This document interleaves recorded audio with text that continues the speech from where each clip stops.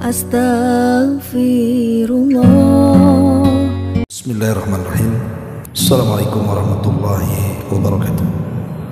Alhamdulillah wassalatu wassalamu ala rasulillah wa ala alihi wa sahbihi wa mawalah wa la hawla wa la quwata illa billahi wa ba'du. Dan kita masuk pada fikih Asmaul Husna, nama Allah subhanahu wa ta'ala Al-Alim. Ma'asyiral muslimin wal muslimat rahimani wa rahimakumullah. Di dalam Al-Quranul Karim, nama Allah Al-Alim yang maha mengetahui itu disebut sampai 150 kali.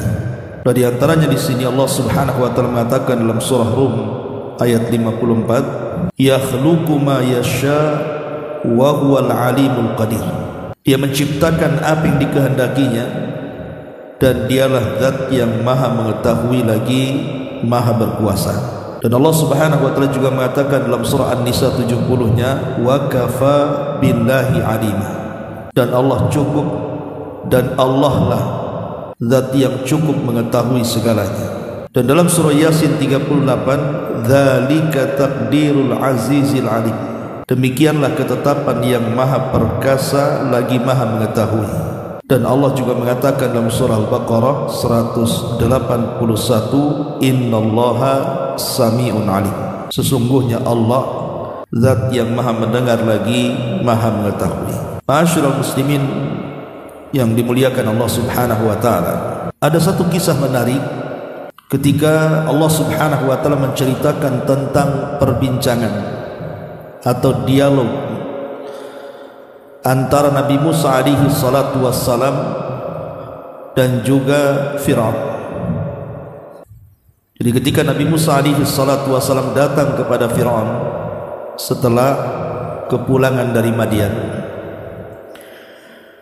maka Musa pun langsung mendatangi Fir'aun ke istananya. Kemudian terjadi dialog panjang soal ketuhanan, dan itu digambarkan dalam surah Thaha. Tetapi yang ingin saya ceritakan adalah penggalan dialog mereka untuk menyambungkan kepada pembahasan kita, Al-Alim, bahwa Allah itu zat yang maha mengetahui.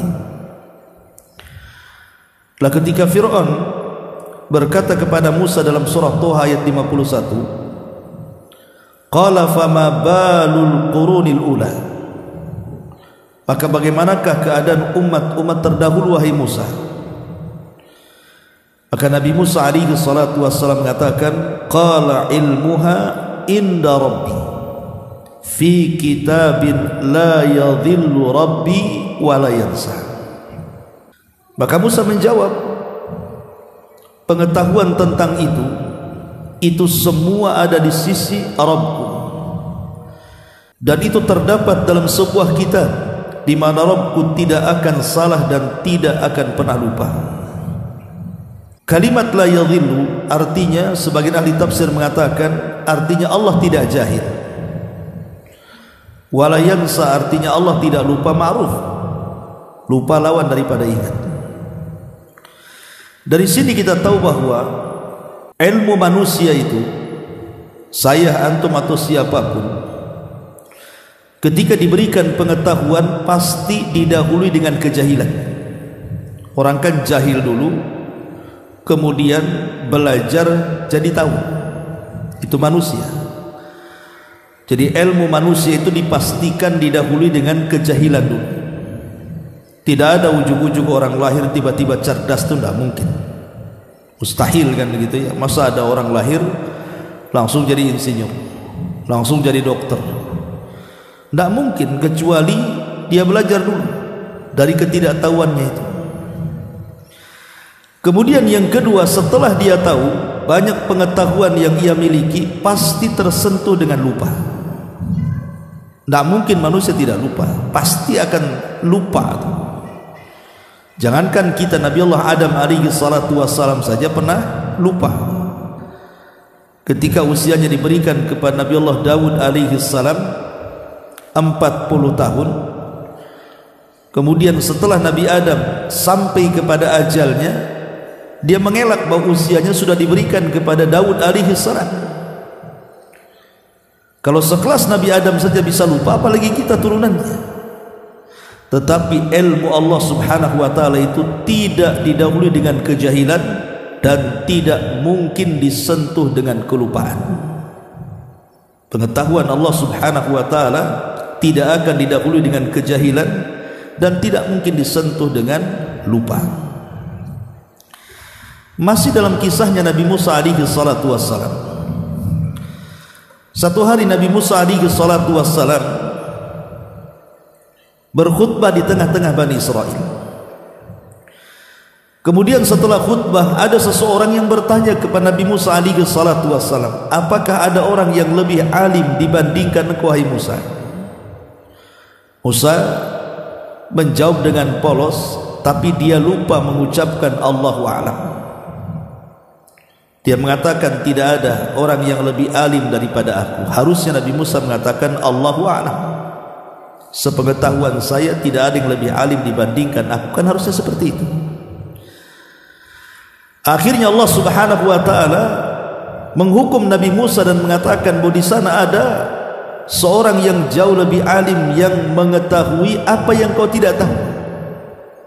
Kemudian Allah subhanahu wa ta'ala beritahu di sana ada seorang Nabi namanya Khidir. Belajarlah kau kepada Khidir. Berangkatlah Nabi Musa alaihi salatu wassalam bersama pembantunya Yusha ibn Nun. Kemudian mencari Nabi Allah Khidir alaihi salam. Setelah berjumpa, di antara pengajaran Khidir kepada Musa dan itu juga pengajaran kepada kita adalah, jadi saat Nabi Musa dan juga Khidir berada di perahu, tiba-tiba kemudian melihat ada burung yang menuki, kemudian meminum seteguk air dari lautan itu, kemudian terbang lagi. Maka Khidir mengatakan kepada Musa, tidakkah kau saksikan burung yang menuki ke air itu, kemudian meneguk satu tegukan, kemudian terbang kembali? Kata Nabi Musa, iya aku melihatnya. Maka Khidir alaihi salam mengatakan, ilmuka ilmi wa ilmuka, sesungguhnya pengetahuan aku dan kamu itu hanya sebatas tegukan burung itu ketika meneguk air di lautan kemudian terbang. Artinya ilmu Allah itu bagaikan lautan, sementara pengetahuan saya dan engkau wahai Musa hanya seteguk air lautan yang diteguk burung tadi. Anda bisa bayangkan luasnya pengetahuan Allah subhanahu wa ta'ala dan kecilnya pengetahuan kita di hadapan pengetahuan Allah azza wa jalla. Karena kalau kita melihat lautan itu seolah-olah tanpa tepi kan. Kalau antum naik kapal kemudian safar pakai kapal, kemudian berada di tengah lautan, apa yang antum lihat coba? Seolah-olah lautan tidak bertepi itu. Nengok kanan lautan, kiri lautan, depan belakang lautan. Lah Nabi Khidir mengatakan itulah luasnya ilmu Allah, sementara ilmuku dan ilmumu itu seperti satu teguk burung yang meminum air lautan. Itulah ilmu yang kemudian dikejar oleh seluruh manusia sejak Adam sampai orang yang terakhir mati. Dari sini kita tahu makna kebesaran dan keagungan Al-Alim, bahwa Allah subhanahu wa ta'ala adalah zat yang maha mengetahui segalanya. Ya. Taib masyarul muslimin yang dimuliakan Allah subhanahu wa ta'ala, di sini pengarang hafizahullah ta'ala mengatakan makna daripada ilmu Allah adalah di mana ilmu Allah subhanahu wa ta'ala meliputi yang tampak atau zahir ataupun yang batin. Jadi ilmu Allah itu meliputi yang zahir ataupun yang batin, yang tampak ataupun yang tersembunyi, yang di atas ataupun yang di bawah, yang telah berlalu ataupun yang sekarang bahkan yang akan datang. Tidak ada yang tersembunyi bagi Allah satu apapun. Dia mengetahui apa yang terjadi, apa yang akan terjadi, dan apa yang tidak terjadi seandainya terjadi, dan bagaimana terjadinya. Di mana Allah subhanahu wa ta'ala mengetahui segalanya. Itulah menunjukkan bahwa pengetahuan Allah itu sangat luas sekali, baik perkara gaib ataupun perkara tampak. Taib ma'asyiral muslimin wal muslimat rahimani wa rahimakumullah. Sebagian para ulama membagi tentang tingkatan-tingkatan ilmu Allah itu ada 4. Pertama, ilmuhu bisyai'i qabla kaunihi wa huwa sirrullah fi khalqihi la ya'lamuhu malakun muqarrabun wala nabiyyun mursalun wa yusamma ilmu taqdir wa miftahu ma sayasir fa kullu umuril ghaibi qaddaraha Allahu fil azali wa miftahuha indahu wahdahu wa lam yazal. Yang pertama, pengetahuan Allah dengan sesuatu qabla kaunihi, sebelum terjadinya. Jadi Allah subhanahu wa ta'ala mengetahui sebelum terjadi sebuah kejadian itu Allah sudah tahu. Kalau kita kan tidak tahu manusia. Berapa banyak orang-orang yang keluar dari rumah, dia tidak tahu dia akan celaka, dia tidak tahu dia akan mati. Kalau seandainya dia tahu akan celaka, tentu dia tidak mungkin keluar kan. Contoh umpamanya kematian Husain ibn Ali radhiyallahu anhu. Kalau Husain ibn Ali dia tahu dia akan dibunuh oleh orang-orang Kufah ketika mengarah dari Madinah ke Kufah itu, saya yakin Husain tidak akan keluar. Tidak akan keluar, tapi karena dia tidak tahu bahwa keluarnya dia akan terjadi pembunuhan, makanya dia keluar. Dari sini menunjukkan bahwa manusia itu terbatas pengetahuannya. Tapi Allah subhanahu wa ta'ala mengetahui sesuatu sebelum terjadinya, dan itulah rahasia Allah terhadap makhluknya, di mana malaikat saja tidak tahu, bahkan Nabi saja tidak tahu, kecuali yang Allah beritahukan. Karena di tangan Allah subhanahu wa ta'ala adalah kunci-kunci kegaiban, dan itu disyaratkan dalam surah Al-An'am ayat 59, wa indahu mafatihul ghaibi la ya'lamuha illa, dan di sisinya kunci-kunci kegaiban dan tidak ada yang tahu kecuali dia saja. Ini yang pertama. Yang kedua, ilmuhu bisyai'i wa huwa fi lauhil mahfuz ba'da kitabatihi wa qabla infadhi amrihi wa masyiatihi. Fallahu azza wa jal kataba maqadir al-khalaiq fi lawhil mahfuz qabla an yakhluqahum bi 50,000 sana. Yang kedua, pengetahuan Allah tentang sesuatu, dan pengetahuan Allah tentang sesuatu itu dicatat oleh Allah subhanahu wa ta'ala di sebuah papan yang disebut dengan lauhil mahfuz. Sebelum setelah Allah subhanahu wa ta'ala mencatatnya, dan sebelum terjadi apa yang dicatatnya. Dan itu Allah subhanahu wa ta'ala sudah menyimpan pengetahuannya dalam catatannya di lauhil mahfuz itu sebelum menciptakan makhluk-makhluknya 550.000 tahun sebelum Allah menciptakan segalanya. Jadi ketika Allah subhanahu wa ta'ala mencatat pengetahuannya di lauhil mahfuz, kemudian setelah 50.000 tahun baru kemudian Allah subhanahu wa ta'ala menciptakan makhluk-makhluknya. Dan ini menunjukkan bahwa Allah sudah tahu apa yang akan diciptakannya, karena sudah dicatat sebelumnya di lauhil mahfuz. Ini yang kedua. Yang ketiga, ilmuhu bisyai'in hala kaunihi wa tanfidhihi wa waqta khalqihi wa tasni'ihi, dan pengetahuan Allah terhadap sesuatu ketika Allah subhanahu wa ta'ala menciptakan makhluknya. Jadi waktu menciptakan makhluknya Allah tahu, dan Allah subhanahu wa ta'ala mengetahui segalanya, baik yang ada di rahim seorang ibu ataupun setelah kelahirannya. Allah subhanahu wa ta'ala zat yang maha tahu. Kemudian yang terakhir, ilmuhu bisyai'i ba'da kaunihi wa takhliqihi wa ihatatihi bil fi'li ba'da kasbihi wa tahqiqihi. Pengetahuan Allah setelah Allah subhanahu wa ta'ala betul-betul menciptakan makhluk-makhluknya, maka Allah subhanahu wa ta'ala tahu apa yang dilakukan makhluknya. Apakah makhluk itu melakukan di kegelapan malam yang orang tidak tahu? Allah tahu. Apakah makhluk itu menyembunyikan sesuatu dalam dadanya, orang tidak tahu? Allah tahu. Jadi Allah subhanahu wa ta'ala mengetahui segalanya, yang tampak ataupun yang tersembunyi, yang zahir ataupun yang batin. Itulah makna daripada Al-Alim. Allah subhanahu wa ta'ala zat yang maha mengetahui. Baik, sebagaimana biasa, sebelum kita baca sedikit dari keterangan beliau, kita akan menyebutkan tentang asar imaniyahnya. Ini yang paling penting ketika kita mempelajari nama-nama Allah. Apa sih pengaruh keimanan ketika kita ini mengetahui bahwa Allah itu zat yang maha alim, zat yang maha mengetahui.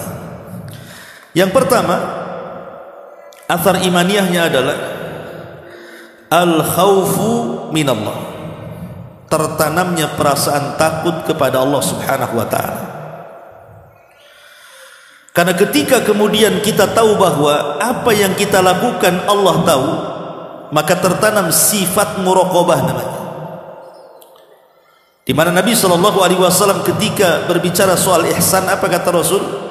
An ta'budallaha ka'annaka tarahu fa illam takun tarahu fa innahu yarah. Engkau beribadah kepada Allah seolah-olah engkau melihat Allah. Kalaupun kau tidak bisa seperti itu, yakini Allah melihat kamu, yakini Allah mengetahui kita. Kalau setiap orang kemudian yakin bahwa kita ini diawasi oleh Allah subhanahu wa ta'ala, dan apapun yang kita lakukan Allah maha tahu, pasti kita akan menanamkan perasaan takut kepada Allah azza wa jalla, karena Allah tahu segalanya.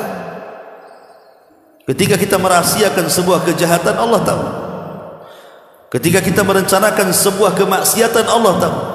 Lah ketika kemudian kita menanamkan bahwa Allah zat yang maha tahu, maka masuklah sifat al-khawfu minallah, perasaan takut kepada Allah azza wa jalla, sehingga tidak mungkin kita melakukan sesuatu yang melanggar syariatnya karena Allah tahu. Ini yang pertama. Yang kedua, timbul keyakinan bisyumuli ilmillahi likulli syai'in fis samawati wal ardh, bahwa Allah subhanahu wa ta'ala itu zat yang meliputi dengan pengetahuannya segala sesuatu yang ada di langit dan segala sesuatu yang ada di bumi. Artinya kita semakin yakin kepada Allah subhanahu wa ta'ala, dan itu adalah kuasa Allah subhanahu wa ta'ala, di mana Allah subhanahu wa ta'ala memiliki kemampuan yang luar biasa, mampu mengetahui apapun yang ada di langit dan yang ada di bumi. Kemudian yang ketiga, tuma'ninatul qalbi, ada perasaan tenang dalam hati. Karena gini, ikhwatu fiddin muliakan Allah subhanahu wa ta'ala, ketika seseorang kemudian menanamkan sifat al-alim, bahwa Allah subhanahu wa ta'ala zat yang maha mengetahui, hakikatnya ini risalah bagi setiap orang yang diberikan ujian oleh Allah subhanahu wa ta'ala. Kalau ada orang diberikan ujian berupa kesehatan, akhirnya dia sakit berkepanjangan, ataupun diberikan ujian ekonomi sehingga mungkin banyak kekurangan, ataupun diberikan ujian apapun, sebutkan ujiannya, ditinggalkan orang-orang yang dicintainya, dan begitu seterusnya. Kalau kita menanamkan perasaan sifat Allah al-alim pada dada kita, bahwa Allah mengetahui, pasti kita akan tenang, ikhwan. Karena Allah itu tahu sebenarnya dengan kondisi kita. Ketika Allah subhanahu wa ta'ala tahu dengan kondisi kita, dengan sakit kita, dengan ekonomi kita, dengan permasalahan kita, berarti Allah subhanahu wa ta'ala yang maha tahu itu pasti akan memberikan solusinya, pasti akan memberikan solusinya. Seperti umpamanya walillahi matsalul a'la, ya, tentu permisalan Allah Subhanahu wa taala jauh lebih tinggi. Kalau seandainya ada seorang ayah mengetahui kesulitan anaknya, pasti ayah itu akan membantu anaknya. Tidak mungkin tidak membantu orang tua kepada anaknya. Kalau orang tua tahu kesulitan anaknya, sebisa mungkin dia pasti akan membantunya. Itu terjadi kepada manusia. Jangankan orang tua kepada anak, kita kepada kawan saja, kalau kita tahu kesulitannya dan kita bisa membantunya, pasti kita membantunya. Kalau sesama makhluk saja, ketika kita mengetahui bahwa si fulan itu membutuhkan dan berhajat kepada kita, terkadang ada orang yang membantunya, walillah matsalul a'la. Maka Allah Subhanahu wa taala permisalan yang jauh lebih tinggi lagi. Ketika Allah mengetahui bahwa kondisi makhluknya berhajat kepada dia, sedang berhajat kepada dia karena sedang ditimpa musibah, pasti Allah Subhanahu wa taala akan keluarkan dia dari musibahnya. Ataupun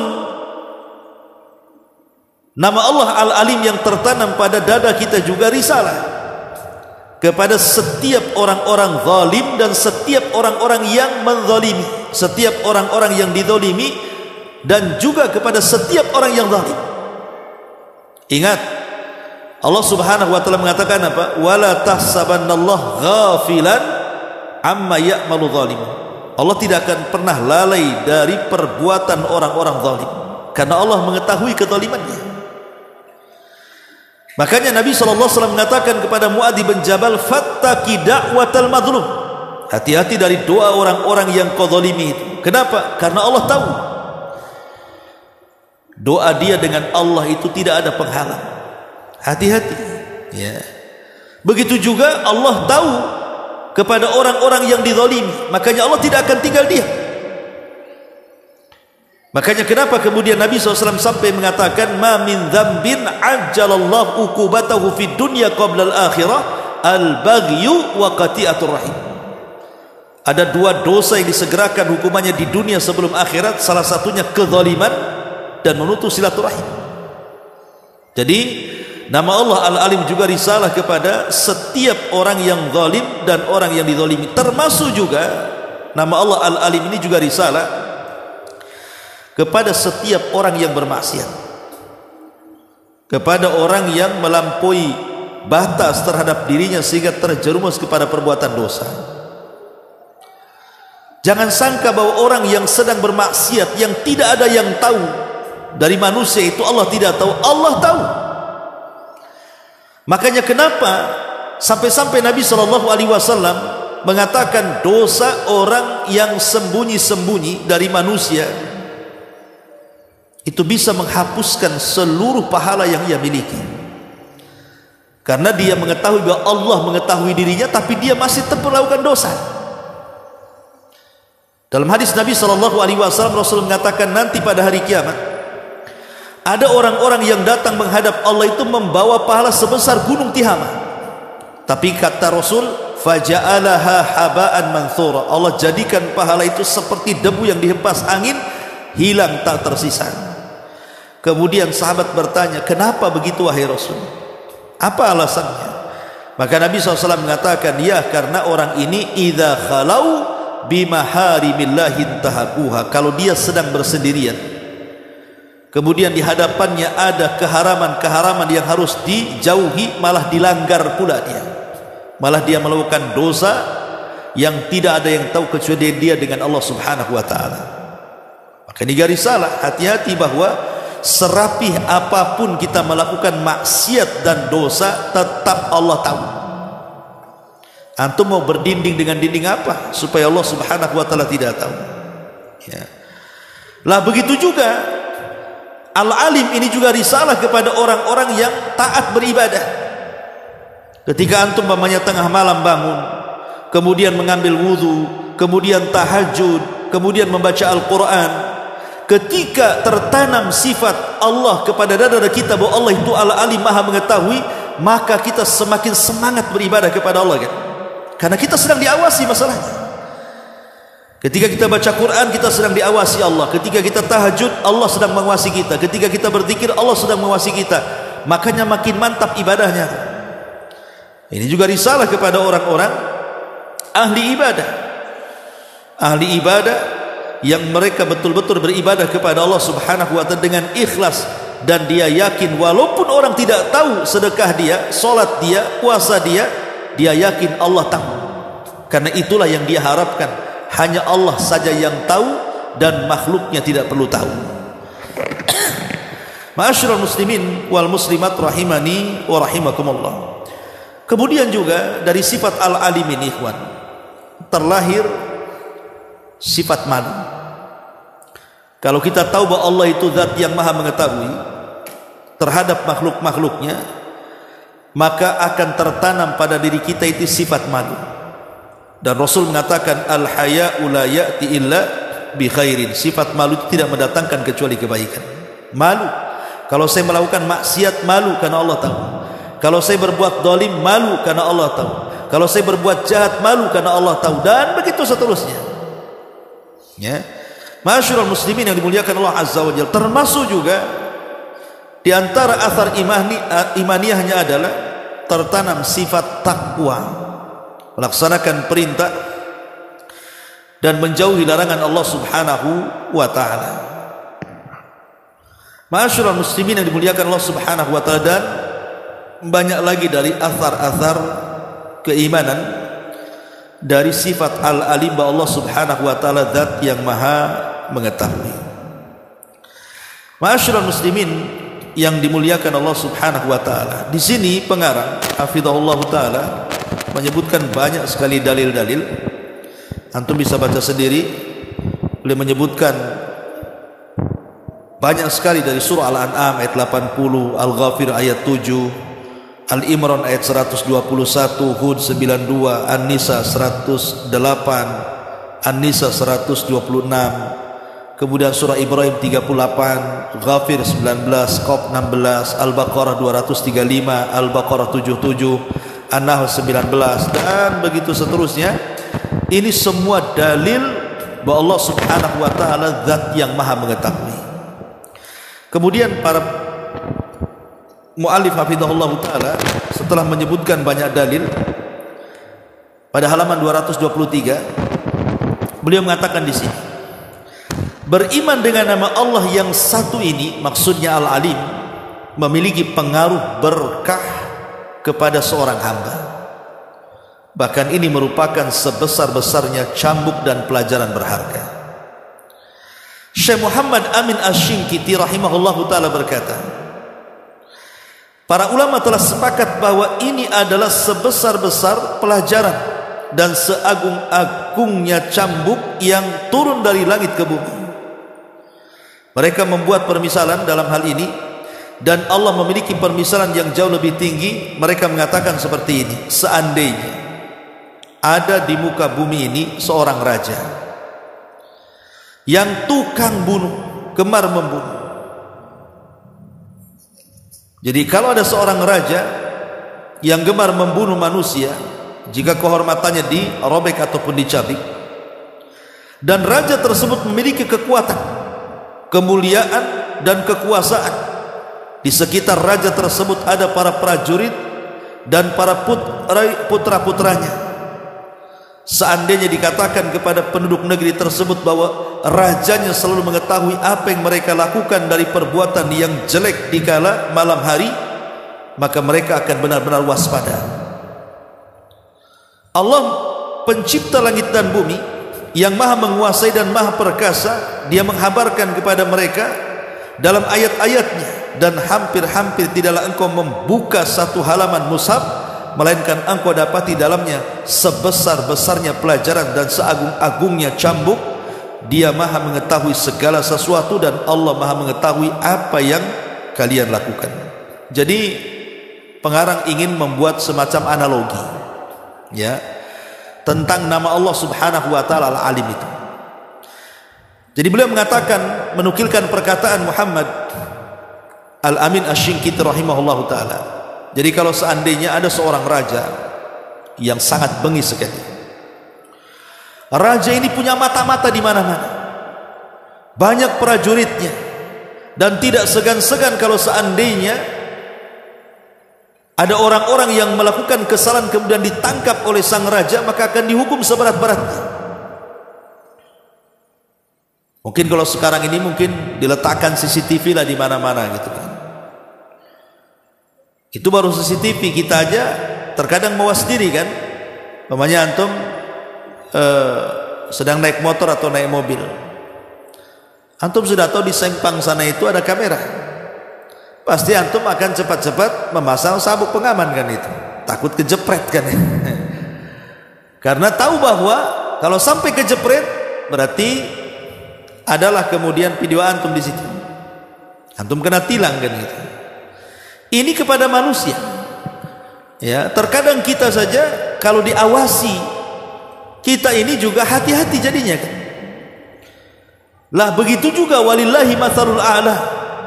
Allah Subhanahu wa taala maha segalanya, lebih hebat daripada CCTV, lebih hebat daripada mata-mata, lebih hebat daripada para pemantau-pemantau. Karena Allah yang menciptakan mereka. Harusnya dengan mengetahui dan meyakini Allah Al-Alim itu, kita semakin berhati-hati lagi dalam melangkah, semakin bertakwa lagi, semakin menanamkan rasa malu lagi, dan begitu seterusnya. Itulah sifat Al-Alim, melahirkan kebaikan bagi manusia. Kemudian di sini Allah Subhanahu wa taala mengatakan wallahu ya'lamu ma tusirruna wa ma tu'linun. Allah mengetahui apa yang kamu rahasiakan dan yang apa yang kamu tampakkan. Wa ma tasqutu min waraqatin illa ya'lamuha, dan tidaklah sehelai daun pun yang gugur melainkan dia mengetahuinya. Ma'asyiral muslimin yang dimuliakan Allah Azza wa Jalla. Kemudian kata beliau di sini setelah menyebutkan beberapa dalil juga, oleh karena itu wajib bagi kita semua untuk mengambil pelajaran yang berharga ini. Jangan pernah kita melupakan agar kita tidak membinasakan diri kita, karena Allah itu zat yang maha memantau dan maha mengetahui. Kemudian beliau menukilkan perkataan Ibnu Rajab rahimahullahu taala.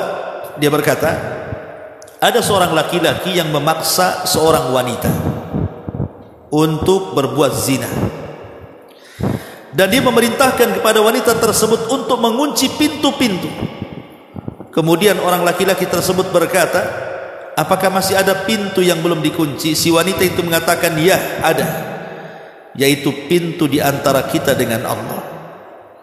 Maka laki-laki tersebut pun tidak menyentuh si wanita tersebut. Sebagian orang melihat seseorang berbicara dengan seorang wanita, maka orang tersebut mengatakan, sesungguhnya Allah melihat kalian berdua, semoga Allah menutup aurat kami dan kalian berdua. Allah mengatakan, ya'lamu kha'inatal a'yun wa ma tukhfis sudur. Dia mengetahui pandangan mata yang khianat dan apa yang disembunyikan oleh hati manusia. Maka barang siapa yang merenungkan hal ini dan mempelajarinya, maka ia adalah sebesar-besar cambuk dan pencegah dari berbuat maksiat. Lihat di sini Ibnu Rajab menukilkan sebuah kisah ya, bagaimana Allah Subhanahu wa taala itu zat yang maha alim mengetahui. Dan kalau betul-betul direnungkan kalimat Al-Alim itu, pengaruhnya besar pada diri kita. Jadi beliau mengatakan, dahulu ada seorang laki-laki dan perempuan, di mana seorang laki-laki ini berhajat untuk berzina dengan wanita itu, karena wanita ini memiliki hutang kepada laki-laki ini dan dia tidak sanggup membayar. Sehingga laki-laki ini mengatakan, kulunasi hutangmu tapi kau berzina denganku. Terpaksalah wanita ini mau diajak berzina. Setelah kemudian masuk ke sebuah ruangan, kata laki-laki ini, kunci jendela dan kunci pintu, jangan ada yang tahu kita sedang berzina di sini. Maka wanita itu mengatakan, semua jendela, semua pintu sudah kami kunci, tapi ada satu pintu yang tidak bisa dikunci. Kata laki-laki ini, kunci apa, pintu yang mana? Kan tinggal tutup, kita tinggal kunci saja. Kata wanita itu, bukan itu maksudnya. Pintu yang tidak bisa ditutup adalah pintu antara kita dengan Allah Subhanahu wa taala. Akhirnya kemudian laki-laki ini bertobat kepada Allah Azza wa Jalla, tersadar dengan ucapan wanita itu. Kemudian dia pun beristighfar, akhirnya membebaskan wanita itu dan membebaskan hutangnya. Lihat bagaimana pengaruh Al-Alim, Allah Subhanahu wa taala zat yang maha mengetahui. Kemudian di sini Ibnu Katsir rahimahullahu taala berkata tentang makna ayat ini, Allah taala menghabarkan tentang ilmunya yang sempurna. yang meliputi segala sesuatu, yang besar maupun yang kecil, agar manusia berhati-hati dari pengawasan Allah terhadap mereka, hingga mereka merasa malu kepada Allah dengan sebenar-benar malu, dan bertakwa kepada Allah dengan sebenar-benar takwa. Dan sesungguhnya dia akan merasa selalu diawasi oleh Allah yang selalu melihatnya, karena Allah mengetahui mata yang khianat meskipun zahirnya amanah. Dia mengetahui apa yang dirahasiakan oleh dada-dada manusia.